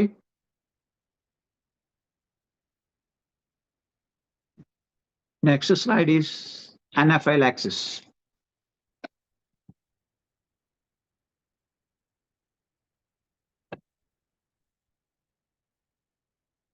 Anaphylaxis hyper sensitive reaction ആണ്. കാരണം ചിലപ്പം കൊഞ്ച് കഴിച്ചു, കക്ക കഴിച്ചു അല്ലേ, പെട്ടെന്ന് പേഷ്യന്റ് ഈ അനാഫൈലാക്സിസുമായിട്ട് വരാറുണ്ട്. വയലന്റ് സഡൻ റിയാക്ഷൻ, പെട്ടെന്ന് ദേഹം മുഴുവൻ നീര് വരുന്നു, അല്ലെങ്കിൽ പെട്ടെന്ന് ശ്വാസം മുട്ട് വരുന്നു, പേഷ്യന്റ് അൺകോൺഷ്യസ് ആകുന്നു. ഇതൊക്കെയാണ് സാധാരണ സംഭവിക്കുന്നത്. സ്കിന്നിൽ റാഷ്, ദേഹം മുഴുവൻ തടിച്ചു പൊങ്ങി, പലപ്പോഴും മെഡിസിൻ മായർ കഴിച്ചു എന്ന് പറഞ്ഞ് വരാറുണ്ട്. അതുപോലെ റെസ്റ്റോക്സ് പോയിസണിങ്ങിന് സാധാരണ ഉണ്ടാകാറുണ്ട്. ഭയങ്കര ഈച്ചിങ്, ഭയങ്കര നോസിയ, വോമിറ്റിംഗ്, ശ്വാസം മുട്ടുണ്ടാകുന്നു. ഈവൻ ഷോക്ക് സിംറ്റംസ് ഉണ്ടാവും. Skin rash, itching, nausea, vomiting, Disney and shock. കാരണം ഞാൻ പ്രാക്ടീസ് ചെയ്യുമ്പം പലപ്പോഴും ഈ കക്ക ഇറച്ചി കഴിച്ചിട്ട്, കൊഞ്ച് കഴിച്ചിട്ട് ഈ രീതിയിൽ പേഷ്യൻസിനെ കൊണ്ടുവന്നിട്ടുണ്ട്. വെഞ്ഞാറുമൂടുന്ന നമ്മുടെ ഗോകുലം മെഡിക്കൽ കോളേജിൽ അഡ്മിറ്റ് ചെയ്തിരുന്ന ഒരു കേസ് ഞാൻ ഇപ്പോഴും ഓർക്കുന്നുണ്ട്. എഞ്ചിനീയറിംഗ് കോളേജ് പഠിച്ചുകൊണ്ടിരിക്കുന്ന ഒരു പയ്യനാണ്. അവിടെ മുസ്ലിം അസോസിയേഷൻ എൻ്റെ എഞ്ചിനീയറിംഗ് കോളേജ് പഠിക്കുന്ന ഒരു പയ്യനാണ്. ആ പയ്യന് ഈ ഇത് ചെമ്മീൻ കഴിച്ചിട്ട് ഇതുപോലെ ഭയങ്കരമായിട്ട് റിയാക്ഷൻ വന്നു, ഭയങ്കര ശ്വാസം മുട്ടൽ വന്നിട്ട് അവിടെ അഡ്മിറ്റ് ചെയ്തു. 2 ദിവസം അവർ നോക്കിയിട്ട് ശ്വാസം മുട്ട് പിന്നെ പിടിച്ചു നിർത്താൻ പറ്റിയില്ല. അവന് ദേഹം മുഴുവൻ ചൊറിഞ്ഞ് തടുക്കുകയും ഈ ശ്വാസം മുട്ട് വരികയും കൂടി ചെയ്തു എന്നുള്ളതാണ്. അപ്പോൾ അത് അവൻ്റെ ഫാദർ കിഡ്നി സ്റ്റോണിൻ്റെ ട്രീറ്റ്മെൻറ്റിലിരിക്കുന്ന ആളാണ്. അപ്പോൾ എന്നെ വിളിച്ചിട്ട് പറഞ്ഞു, ഇങ്ങനെ ഗോകുലം മെഡിക്കൽ കോളേജിൽ അഡ്മിറ്റ് ചെയ്തിരിക്കുക എൻ്റെ മോനെ, ഇതാണ് ഇങ്ങനെ ദേഹം മുഴുവൻ തടുത്ത് വന്നിട്ട് ഏർട്ടിക്കേരിയ വരികയും ശ്വാസം മുട്ട് വരികയും ചെയ്തിട്ട് അവിടെ അഡ്മിറ്റ് ചെയ്യുകയുള്ളൂ. 2 ദിവസമായിട്ട് നമ്മളിവിടെ കിടത്തിയിരിക്കുക, കുറവില്ല, എന്ത് ചെയ്യാം? ഞാൻ പറഞ്ഞു കൊണ്ടുവരാൻ പറഞ്ഞു. നമുക്കവിടെ OP സംവിധാനം മാത്രമേ ഉള്ളൂ നമ്മുടെ.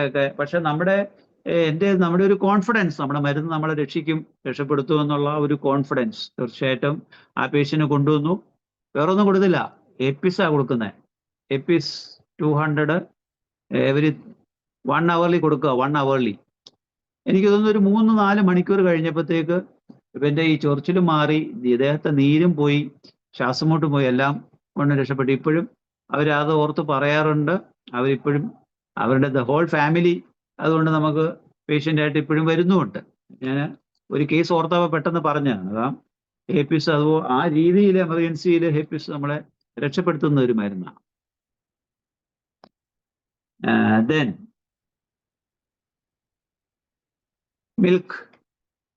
മിൽക്ക് ഇൻടോളറൻസ്, ലാക്ടോസ് ഇൻടോളറൻസ് നമുക്കറിയാം. കുട്ടികളിലൊക്കെ ആണെന്നുണ്ടെങ്കിൽ lycopodium is also indicated. Correct ആണ്. ലൈക്കോപോഡിയം എപ്പിസിന്റെ കൂട്ടത്തിൽ തന്നെ കൂട്ടി വായിക്കാവുന്നതാണ്. പ്രത്യേകിച്ചും ഈ ഷെൽ ഫിഷിൽ അല്ലെങ്കിൽ ലൈക്കോപോഡിയത്തിന്റെ ഒരു ഇൻഡിക്കേഷൻ കീനോട്ടിൽ തന്നെ പറയുന്നുണ്ട്. ലാക്ടോസ് ഇൻടോളറൻസ് നമ്മൾ സാധാരണ ഉപയോഗിക്കുന്ന എത്യൂസ, കൽക്കരി കാർബ്, കൽക്കരി സൾഫ്, ചിനിനം സൾഫ്, ഇതൊക്കെ റെപ്പർട്ടറിയിൽ 3 മാർക്ക് കിടക്കുന്നതാണ്. കൊനിയം, ലാക് ഡിഫ്ലോറേറ്റം, സൾഫർ ആൻഡ് സെപ്പി, ഇത്രയും മിൽക്ക് ഇൻടോളറൻസിന് കൊടുക്കാൻ പറ്റുന്ന മരുന്നാണ്. ഇവിടെ പലപ്പോഴും നമ്മുടെ അടുത്ത് വരുന്ന കേസ്, ഒരു കൊച്ച്, ഞാൻ ഓർക്കുന്നു എൻ്റെ കൂടെ പഠിച്ചിരുന്ന ഒരു മഹത് വ്യക്തി മാവേലിക്കരയിലുള്ള അദ്ദേഹം അവിടെ വളരെ ഫേമസ് ആയിട്ട് CMO ആയിട്ടിരുന്ന ഒരു ഡോക്ടറുടെ കൂടെ ഇരുന്നു ഹൗസ് ഏജൻസിക്ക്.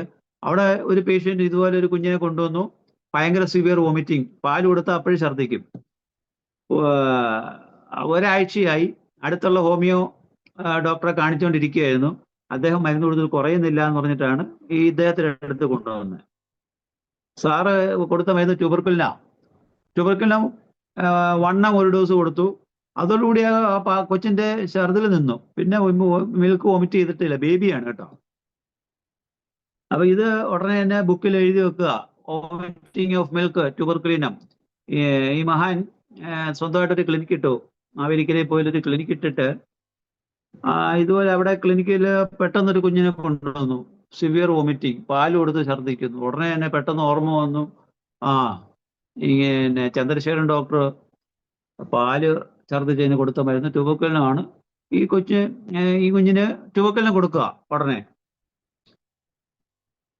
ആ കൊച്ചു ഛർദ്ദിച്ച് അവസാനം പിന്നെ ഡോക്ടറെ പള്ളും പറഞ്ഞിട്ട് പോയി. എന്നിട്ട് പറഞ്ഞു, എന്തോന്ന് തോന്നിയത്, സാറ് കൊടുത്താൽ കുറയും, CMO കൊടുത്താൽ കുറയും, ഞാൻ കൊടുത്താൽ കുറയില്ല. ഇതാണ് അവസാനം സ്റ്റേറ്റ്മെന്റ് വന്നത്. ആക്ച്വലി ഇതെവിടെയാണ് നമ്മുടെ ലോജിക്ക് വർക്ക് ചെയ്യുന്നില്ല എന്നുണ്ടെങ്കിൽ ഹോമിയോ മരുന്ന് വർക്ക് ചെയ്യില്ല. സോ അതുകൊണ്ടാണ് ഞാൻ പറഞ്ഞല്ലോ, പഠിക്കുന്ന എത്ര പഠിച്ചെന്ന് പറഞ്ഞിട്ടോ എത്ര മെറ്റമണിക്ക് എന്നുള്ളത് ഉണ്ടെന്ന് പറഞ്ഞിട്ട്, if you are not applying your logic, the medicine won't work. അവിടെ ഹോമിയോ ചികിത്സ കഴിഞ്ഞാണ് ആ കൊച്ചിനെ കൊണ്ടുവന്നതെന്ന് പറഞ്ഞിരുന്നു. ഒരാഴ്ച ഹോമിയോ മരുന്ന് കൊടുത്തു. മിൽക്ക് വോമിറ്റിങ്ങിന് എത്യൂസ കൊടുക്കാത്ത ഒരു ഹോമിയോ ഡോക്ടർമാരും കാണില്ല. നമുക്കറിയാം, എത്യൂസായും ആന്റിക്രൂഡും അതുപോലെ ഇപ്പിക്കാക്കും ഒക്കെ കൊടുക്കാതെ ഒരു കൊച്ചിനെയും പിന്നെ ഒരു ഹോമിയോ ഡോക്ടറും ട്രീറ്റ് ചെയ്തില്ല. ആദ്യമേ കൊടുക്കുന്ന ഈ മരുന്നുകളൊക്കെയാണ്. അപ്പൊ ഒരാഴ്ച ഹോമിയോ മരുന്ന് കൊടുത്തിട്ട് കൊണ്ടുവന്നു എന്ന് പറഞ്ഞുകൊണ്ടാണ് സാറ് പിന്നെ ഈ കോമൺ മെഡിസിൻസ് ഒന്നും പിന്നെ ചിന്തിക്കാത്തത്. സാർ ഉടനെ തന്നെ ഡീപ്പ് ആക്ടിങ് ആയിട്ടുള്ള ആന്റിമയസ്മാറ്റിക് ആയിട്ട് ഡ്രഗിലേക്ക് സാറ് പോവുകയാണ്, ട്യൂബർക്കുലിൻ. അപ്പൊ ഇവിടെയാണ് അത് ഞാൻ ഈ പെട്ടെന്ന് ഈ മിൽക്കിന്റെ കാര്യം ഓർത്തതുകൊണ്ട് പറഞ്ഞതാണ്. അപ്പൊ അതുകൊണ്ട് സൈലീഷ്യ നമുക്ക് വളരെ ഇമ്പോർട്ടൻ്റ് ആണ്. സൈലീഷ്യ മിൽക്ക് ഇൻടോളറൻസിലുള്ള. ദെൻ എഗ് സെൻസിറ്റിവിറ്റി പൾസാറ്റില്ലയാണ് 3 മാർക്ക് പറയുന്നത് കേട്ടോ. പൾസാറ്റില്ല. പീനട്ടിന്റെ ഡ്രഗ് എനിക്ക് കിട്ടിയിട്ടില്ല. ആർക്കെങ്കിലും അറിയാമെങ്കിൽ പറയാം. ഷെൽഫിഷ്, ലൈക്കോപോഡിയം, ഷെൽഫിഷ് വന്നു. ലൈക്കോപോഡിയം, ഏർട്ടിക്കയൂറൻസ്, കാർബോവജ് ആൻഡ് ടെർബിൻസ്. ഓൾറെഡി നമ്മൾ പറഞ്ഞു, എപ്പിസിന്റെ കാര്യം പറഞ്ഞു. അതുപോലെ തന്നെ lycopodium very very important. Wheat നോക്കിയിട്ട് എനിക്ക് കിട്ടിയില്ല. വീറ്റില് പലപ്പോഴും ഇപ്പോൾ ഒരുപാട് പേഷ്യൻസ് ഇപ്പോൾ ഗ്ലൂട്ടൻ സെൻസിറ്റിവിറ്റി ഏതെങ്കിലും റെപ്പർട്ടറിയിൽ ഉണ്ടെന്നുണ്ടെങ്കിൽ യു ക്യാൻ ആഡ്. ഈ സ്റ്റിങ്സ് ഓഫ് ഇൻസെക്ട്സ്, ലഡംപാല്, എപ്പിസ്. ലഡംപാല് പുറമെ അപ്ലൈ ചെയ്യുക, ഇന്റേണൽ കൊടുക്കാം, എപ്പിസ് ഇന്റേണൽ കൊടുക്കാം 30-200.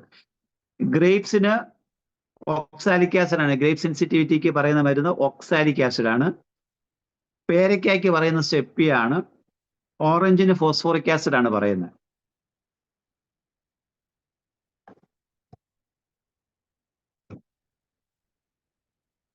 ഇനി പനിയിലേക്കാണ് പോകുന്നത്. സമയത്തിന്റെ കാര്യം ഒന്ന് പറഞ്ഞാൽ.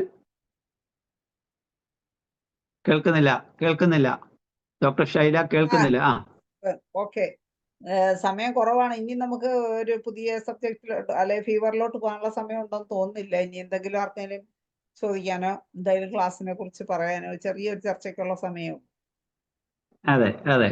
അടുത്ത ക്ലാസ്സിൽ ബാക്കിയുള്ള, കാരണം ആനിമൽസും പെറ്റ്സും ഒക്കെ കിടക്കുകയാണ്. പെറ്റ്സ് ഉണ്ട്, പ്ലാന്റ്സ് ഉണ്ട്. ഈ ഹൈ ഫീവർ പനി മാത്രമല്ല ഇനിയും, കാരണം ഹെഡ് ഇഞ്ചുറി കിടക്കുന്നു, ബ്ലീഡിങ് കിടക്കുന്നു, ബേൺസ് കിടക്കുന്നു, അൺകോൺഷ്യസ്നസ് കിടക്കുന്നു, അക്യൂട്ട് അബ്ഡമൻ പെയിൻ കിടക്കുന്നു. അങ്ങനെ സബ്ജക്ട് ഇനി നീണ്ടുപോകുന്നു. പ്രഗ്നൻസി കോംപ്ലിക്കേഷൻസ് കിടക്കുന്നു.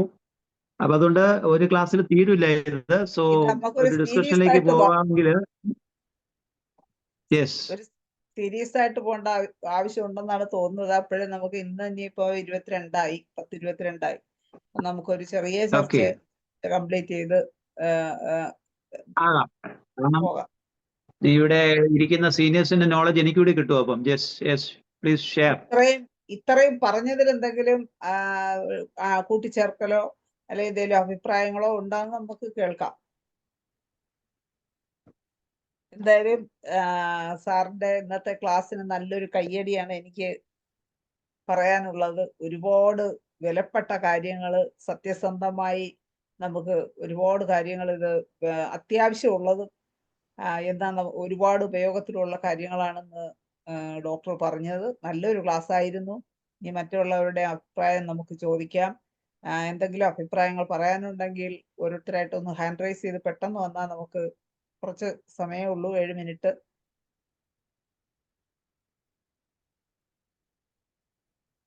എന്തെങ്കിലും അഭിപ്രായം പറയാനുണ്ടെങ്കിൽ പെട്ടെന്ന് ഒന്ന് ഹാൻഡ് റൈസ് ചെയ്ത് വരണേ.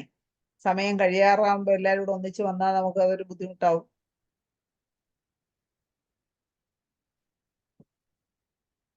ഭദ്രൻ ഡോക്ടർ ഹാൻഡ് റൈസ് ചെയ്തിട്ടുണ്ട്. ഡോക്ടറെ അൺമ്യൂട്ട് ചെയ്ത് സംസാരിച്ചു. പോയിസണിങ്ങില് എനിക്ക് നല്ല അനുഭവമുള്ള ഒരു മരുന്നാണ്. അത് മെറ്റീരിയൽ ക്വാണ്ടിറ്റി ആണ്. ക്യുപ്രം, കോപ്പർ സൾഫേറ്റ്. പണ്ട് ഒരു ലേഡി, ഒരു 10-20 വയസ്സായ ഒരു ലേഡി ഒരിക്കൽ ക്ലിനിക്കിൽ വന്ന് വീട്ടിൽ വന്ന് വെള്ളമൊക്കെ വെച്ചിട്ട് ഇവിടെ കയ്യിലെന്തോ കുറെ ഗുളികയൊക്കെ കഴിച്ചത് എൻ്റെ അടുത്ത് വായിലിട്ട് വിഴുങ്ങി. ഇപ്പം ഞാൻ ചാവോന്നും പറഞ്ഞ് വിഴുങ്ങി. എന്ത് ഗുളിയാണെന്നും അറിഞ്ഞില്ല. ഞാൻ അപ്പോൾ ചെയ്ത് എനിക്ക് മനസ്സിൽ പെട്ടെന്ന് തോന്നി കോപ്പർ സൾഫേറ്റ് കുറച്ച് കലക്കി കൊടുത്താലോ. പെട്ടെന്ന് ബൈക്ക് എടുത്തുകൊണ്ട് നിന്ന് അങ്ങാടിക്കിടയെന്ന് പറയാം കോപ്പർ സൾഫേറ്റ് കലക്കി നിർബന്ധിച്ച് കുടിപ്പിച്ച്. പിന്നെ കുടല് മാത്രം വിളി വന്നില്ലെന്നില്ല, ബാക്കിയെല്ലാം ഛർദ്ദിച്ച് മുഴുവൻ വിളി വന്ന ആളുടെ രക്ഷപ്പെട്ടു. അങ്ങനെ ഛർദ്ദിപ്പിച്ചത് കൊണ്ട് വോമിറ്റിംഗ് ഇൻഡ്യൂസ് ചെയ്തിട്ടുണ്ടാവും, അതായിരിക്കും അല്ലേ? അതെ വോമിറ്റിംഗ് ഇൻഡ്യൂസ് ചെയ്യാനാണ് കൊടുത്തത്. അപ്പൊ അതുകൊണ്ട് ആ കേസ് രക്ഷപ്പെടുകയും ചെയ്തു. അപ്പൊ ഇങ്ങനെയുള്ള പൊടിക്കൈകൾ നമുക്ക് ചെയ്യാൻ നോക്കുന്നുള്ളതാണ്. ഡോക്ടർ പറഞ്ഞ ലോജിക്ക് കൂടെ വേണമെന്ന്. പെട്ടെന്ന് നമുക്ക് തോന്നണം, നമുക്ക് ചെയ്യാനുള്ള ധൈര്യം ഉണ്ടാവണം. അതെ. ബാക്കി പിന്നെ ക്ലാസ്സിനെ കുറിച്ച് നല്ല പ്രസന്റേഷൻ ആണ്. ഒരുപാട് ഗുണമുള്ള ക്ലാസ് ആണ്. പക്ഷെ ഇത്രയും സമയം കൊണ്ടൊന്നും പെട്ടെന്ന് തീർക്കാൻ ഒക്കുന്നൊന്നുമല്ല. പക്ഷെ ഡീറ്റെയിൽ ആയിട്ട് 3-4 ക്ലാസ് വേണ്ടി വരും എന്നുള്ളതാണ്. തീർച്ചയായിട്ടും അങ്ങനെയാണ് നമ്മൾ തീരുമാനിച്ചിരിക്കുന്നത്. കാരണം അതുകൊണ്ട് നമ്മൾ ധൃതി പിടിച്ചു പോയില്ല. അതെ. ഇപ്പൊ ഈ പറഞ്ഞ മെഡിസിനും കുറെ മെഡിസിൻസ് കൂടെ ചേർക്കാനൊക്കെ ഉണ്ട്. ഇപ്പൊ പറഞ്ഞാലും മെജോറിറ്റി എല്ലാ മെഡിസിൻസും ആയിട്ടുണ്ട്. എന്നാലും നമുക്ക് അതിനെ കുറച്ച് ഡിസ്കസ് ചെയ്ത് പോകാൻ കുറെ കൂടെ ഉണ്ടെന്നുള്ളതാണ് എന്റെ അഭിപ്രായം. നല്ല പ്രസന്റേഷൻ. അടുത്ത ക്ലാസ് പോലെ നമുക്കൊരു 10-15 മിനിറ്റ് നമുക്ക് ഡിസ്കഷൻ എടുക്കത്തക്കോണം നിർത്താം. അതെ. ഓക്കെ ഭദ്രൻ ഡോക്ടറെ അടുത്ത് ഇപ്പൻ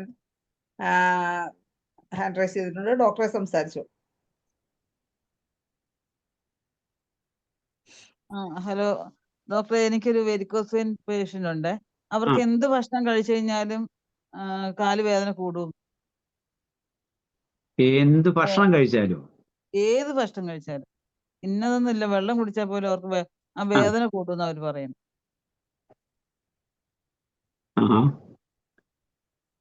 അതുകൊണ്ട് അവർ ഭക്ഷണം വളരെ അൺയൂഷ്വൽ ആയിട്ടുള്ള. അത് ഞാൻ നോക്കിയിട്ടൊന്നും എനിക്ക് അതിനകത്ത് ഒരു റിപ്പർട്ടറിയിലൊന്നും കിട്ടിയില്ല. ഒന്നുകൂടെ റെഫർ തന്നെ ചെയ്യേണ്ടി വരും. അങ്ങനെയല്ലേ ഡോക്ടറെ, യഹിയ ഡോക്ടറെ? അതിനകത്ത് പെട്ടെന്ന്, കാരണം അതൊരു വളരെ അൺയൂഷ്വൽ ആയിട്ടുള്ള ഒരു സിംറ്റം ആണ്. കാരണം അവര് വലത്തെ കാലിനാണ് അഗ്രവേഷൻ. അൾസർ ഉള്ളത്. ആ കാലിന്റെ ഫുട്ടിന്റെ ആ ലാറ്ററൽ സൈഡിൽ കൂടെ അവർക്ക് മേളിലേക്ക് ഇങ്ങനെ കാഫ് മസിലിലോട്ട് ഇങ്ങനെ വിറയ്ക്കുമെന്ന് അവര് പറയണേ. എന്ത് ഭക്ഷണം കഴിച്ചാലും. മുട്ടയൊക്കെ കഴിച്ചാൽ പ്രത്യേകിച്ചും കൂടുതലായിരിക്കും എന്ന് പറയുന്നു. എനിക്ക് അതിനകത്ത് പ്രത്യേകിച്ച് മെഡിസിൻസ് ഒന്നും മനസ്സിൽ വരുന്നില്ല. ഈറ്റിംഗ് അഗ്രവേഷൻ എന്നുള്ള ഒരു സിംറ്റത്തിന്റെ ബേസിൽ മെഡിസിൻസ് ഞാൻ എടുക്കേണ്ടി വരും. നോക്കി, അങ്ങനെ ഞാൻ നോക്കി പലയിടത്തും നോക്കിയിട്ട് കണ്ടില്ല. ഇല്ല, അത് കാരണം ഈ ലെഗ് പെയിൻ എന്നുള്ളത് വേണ്ട, അൾസർ പെയിൻ എന്നുള്ളത് വേണ്ട, ജസ്റ്റ് ജനറലൈസ് ഈറ്റിംഗ് അഗ്രവേഷൻ എന്നുള്ളതിനകത്തുനിന്ന് എടുത്ത് അത് പ്രിസ്ക്രൈബ് ഞാൻ ചെയ്യണം. നോക്കിയത്, ഫുഡ് തന്നെ നോക്കിയത്, എന്തെങ്കിലും ഫുഡിൽ അലർജി ഉണ്ടോ. അതിനകത്തുനിന്നുള്ള മെഡിസിൻസ് കൊടുത്തു വന്നിട്ട് എനിക്ക് അങ്ങനെ കിട്ടിയില്ല. ഞാൻ അവസാനം ഒരു ശൈലീഷയൊക്കെ ഇത് കിട്ടിയില്ല. കൊടുത്തു നോക്കി. അവര് മെലിഞ്ഞിരിക്കുന്ന ഒരാളായതുകൊണ്ട് അങ്ങനെയൊന്ന് കൊടുത്തു നോക്കി. ഓക്കെ, അത് നോക്കണം, റെപ്പർട്ടറി ചെയ്ത് നോക്കിയാലേ പറ്റുള്ളൂ. Very very uncommon symptom. ആർക്കെങ്കിലും മനസ്സിൽ വരുന്നില്ലെങ്കിൽ യു ക്യാൻ മെൻഷൻ. അഥവാ കിട്ടിയില്ലെങ്കിൽ അടുത്ത ക്ലാസ്സിൽ തീർച്ചയായിട്ടും എല്ലാവരും ഒന്ന് നമുക്ക് പറയാം. വരിക. ഓക്കെ, അപ്പൊ ഇനി ആർക്കെങ്കിലും എന്തെങ്കിലും പറയാനുണ്ടോ? ഇനി ആരെങ്കിലും?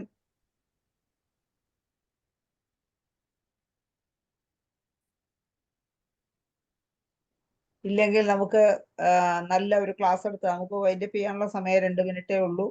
ആരും ഹാൻഡ് റൈസ് ചെയ്തിട്ടില്ല.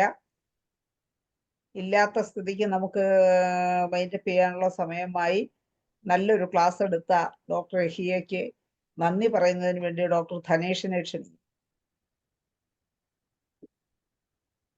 എന്തുകൊണ്ടും ഇപ്പൊ ഡോക്ടർ പറഞ്ഞ പോലെ തന്നെ നമ്മൾ ഈ ഹോമിയോപ്പതി ഡോക്ടർമാര് പൊതുവെ ഈ മനുഷ്യരുടെ ചികിത്സയിൽ മാത്രം ശ്രദ്ധിച്ചു പോയാൽ പോരാ, ഇങ്ങനെയുള്ള കാര്യങ്ങളിൽ കൂടെ ശ്രദ്ധിക്കണം എന്നുള്ളത് വളരെ പ്രധാനപ്പെട്ട ഒരു പോയിന്റാണ്. നമ്മൾ എത്തപ്പെടാത്ത പല മേഖലകളിലും നമുക്ക് എത്താൻ പറ്റുമെന്നുള്ളത് പല ഡോക്ടർമാരും അവരുടെ കേസുകൾ സഹിതം, കഴിഞ്ഞ ദിവസം ഇംഗ്ലീഷ് സെഷനിൽ തന്നെ സുജിത് മക്കാർ എന്ന ഡോക്ടർ ഒത്തിരി കേസുകളാണ് കാണിച്ചത്. നമ്മുടെ അതുപോലെ തന്നെ നമ്മുടെ മലയാളത്തിൽ ധാരാളം കേസുകൾ കാണിച്ചിട്ടുണ്ട് മുസ്തഫ ഡോക്ടർ. അപ്പൊ ഇതെല്ലാം കാണിക്കുന്നത് നമ്മൾ മനസ്സിലാക്കേണ്ടത് ഹോമിയോപ്പതിയുടെ സാധ്യതകൾ അനന്ത വിദൂരമാണ്. അപ്പൊ അതിനെക്കുറിച്ച് വ്യക്തമായ ഒരു സ്റ്റഡി നമുക്ക് ആവശ്യമുണ്ട്. അപ്പൊ യഹിയ ഡോക്ടർ ഈ വേദിയിൽ തന്ന അറിവുകൾ വളരെ പ്രധാനപ്പെട്ടതാണ്. അത് ഒന്നുകൂടെ എല്ലാവരും വീഡിയോ വെച്ച് കേട്ട് അതൊന്നുകൂടെ ഒന്ന് ഹൃദയസ്ഥമാക്കണമെന്നാണ് എൻ്റെ അഭിപ്രായം. അത് മാത്രമല്ല, ഇംഗ്ലീഷിലും ഒക്കെ ചെയ്തിരിക്കുന്ന ഇതുപോലുള്ള വെറ്റിനറി കേസുകൾ നമ്മൾ കുറച്ചുകൂടെ ഒന്ന് പഠിക്കുകയാണെങ്കിൽ നല്ലൊരു പ്രിസ്ക്രൈബർ ആകാം. അത് നമ്മൾ ഈ മനുഷ്യരെ ശ്രദ്ധിക്കുന്ന പോലെ എങ്ങനെയാണ് മൃഗങ്ങളുടെ മൈൻഡ് എങ്ങനെയാണ് കണ്ടുപിടിക്കുന്നതെന്ന് എല്ലാവർക്കും ഒരു സംശയമുണ്ട്. പക്ഷെ അതുപോലും സിമ്പിളായിട്ട് കണ്ടുപിടിക്കാവുന്ന കഴിഞ്ഞ ദിവസം സുജിത് മക്കാർ ഡോക്ടർ കാണിക്കുകയുണ്ടായി. അപ്പം യഹിയ ഡോക്ടർ തുറന്നു വെച്ച ഈ ഒരു വാതിൽ, അതിലൂടെ എല്ലാവരും പ്രവേശിക്കുകയും അത് വ്യത്യസ്തമാക്കാൻ ശ്രമിക്കുകയും ചെയ്താൽ നമ്മുടെയൊക്കെ പ്രാക്ടീസ് വേറൊരു ലെവലിലോട്ട് പോകും. ഇപ്പം സ്ഥിരമായിട്ട് ഹോമിയോപ്പതി മരുന്ന് കൊടുത്ത് കുറെ പേരെടുത്ത ഡോക്ടർമാരെ സംബന്ധിച്ച് അത് ആവശ്യമില്ലെന്ന് തോന്നാമെങ്കിലും പുത്തൻ തലമുറയിലെ ഡോക്ടർമാർ ഇതിൽ ശ്രദ്ധിക്കുകയാണെങ്കിൽ വളരെ നല്ല വിജയം കൊയ്യാൻ പറ്റും. നിങ്ങളത് ഒരു കുറച്ചിലായി, ഞാനൊക്കെ ആദ്യം അങ്ങനെ പലപ്പോഴും ഈ പശുവിന് ഒരു മരുന്ന് തരാമോ എന്നൊക്കെ വന്ന് ചോദിക്കുമ്പോൾ നമുക്ക് ആദ്യം പലപ്പോഴും ഒരു ബുദ്ധിമുട്ട് തോന്നിയിട്ടുണ്ട്. ഇപ്പോൾ നമ്മൾ ഈ മനുഷ്യരെ ചികിത്സിക്കുന്ന ആൾക്കാരെ ഇനി ഒരു പശു ഡോക്ടർ ആക്കുമോ അല്ലെ മൃഗ ഡോക്ടർ ആക്കുമോ? പക്ഷെ അതിന്റെ ആവശ്യമില്ല എന്നുള്ളതാണ് വാസ്തവം. നമുക്ക് പശുവിലും ആടിലും പൂച്ചയിലും ഒക്കെ നമ്മുടെ മരുന്നുകൾ ഫലപ്രദമാണെന്ന് 100% ഉറപ്പാക്കിയ ഒത്തിരി അനുഭവങ്ങളാണ് ഈ വേദി നമുക്ക് സമ്മാനിച്ചിരിക്കുന്നത്. അപ്പൊ യഹിയ ഡോക്ടർ ഇന്നെടുത്ത ഈ സെഷൻ വളരെ ഗംഭീരമായിരുന്നു. അത് വളരെ ആർട്ടിസ്റ്റിക് ആയിട്ട് എങ്ങനെയാണ് വളരെ ഷോർട്ട് ടൈം കൊണ്ട് നമുക്ക് ഈ അത്യന്തര ഘട്ടങ്ങളിൽ ഹോമിയോപ്പതി മരുന്ന് ഉപയോഗിക്കേണ്ടതിനെ കുറിച്ച് നല്ലൊരു അറിവാണ് പകർന്നു തന്നത്. ഇതിന്റെ ഒരു അടുത്ത ഒരു അവതരണം കൂടി പ്രതീക്ഷിച്ചുകൊണ്ട് യഹിയ ഡോക്ടർക്ക് എൻ്റെ പേരിലും IFBSന്റെ പേരിലും നന്ദി രേഖപ്പെടുത്തുകയാണ്. Thank you. അതുപോലെ ഒരു കാര്യം കൂടി പറയാനുള്ളത്, നാളെ നമ്മുടെ 1700-ാം ദിനമാണ്. അതിന് ഗംഭീര ആഘോഷങ്ങളാണ് അറേഞ്ച് ചെയ്തിരിക്കുന്നത്. തീർച്ചയായും എല്ലാവരും എത്തണം. ഒരു ടിപ്പ് കിട്ടുന്നില്ല എന്ന് കരുതി വരാതിരിക്കരുത്. നാളെ അതിലും വലിയ ടിപ്പുകളാണ് വിതരണം ചെയ്യാൻ പറ്റിയ ആൾക്കാരാണ് രംഗത്ത് വരുന്നത്. തീർച്ചയായും അതിനോടൊപ്പം തന്നെ ചില ഗാനങ്ങളും ഒക്കെ ആലപിക്കാനുള്ള അവസരമുണ്ട്.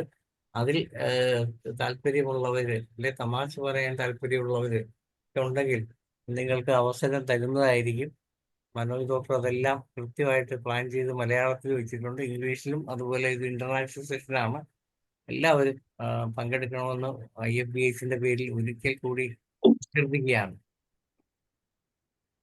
Okay, thank you. Okay, Dhanesh ഡോക്ടറെ എന്തായാലും ധനേഷ് ഡോക്ടർക്ക് പ്രത്യേകം നന്ദി അറിയിക്കുന്നു.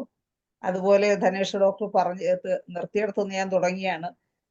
ഒരു വാതിലാണ് തുറന്നിരിക്കുന്നത് ഒരു ചികിത്സയുടെ. അതൊരു അത്യാഹിത ഘട്ടങ്ങളിൽ നമുക്ക് എങ്ങനെ ഈ ചികിത്സകളെല്ലാം കൊണ്ടുപോകാം എന്നുള്ളതിന്റെ ഒരു വാതിലാണ് ഡോക്ടർ തുറന്നിരിക്കുന്നത്. അതിന്റെ സിറ്റ് ഔട്ടിൽ മാത്രമേ നമ്മൾ പ്രവേശിച്ചിട്ടുള്ളൂ. ബാക്കി ഇനി ഒരുപാട് നമുക്ക് അകത്തോട്ട് പ്രവേശിക്കാനുണ്ട്.